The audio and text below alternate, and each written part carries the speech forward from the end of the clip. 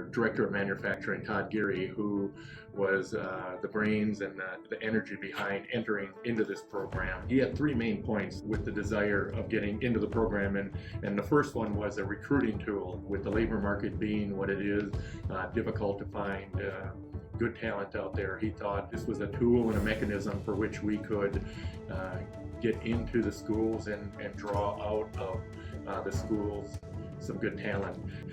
Given the fact that Sheboygan County is a hardy manufacturing-based county, there was a desire to get involved for the reasons of helping the community and drawing people into the program and help facilitate the program. And the last reason he had was so often people will drive by the great big green plant and have no idea what it really is or what goes on there. And we thought this would be an opportunity to bring students in and not only expose them to what we do here, but with the hopes that they would take that information and go out and broadcast it to others to look at plastics engineering as an opportunity to work.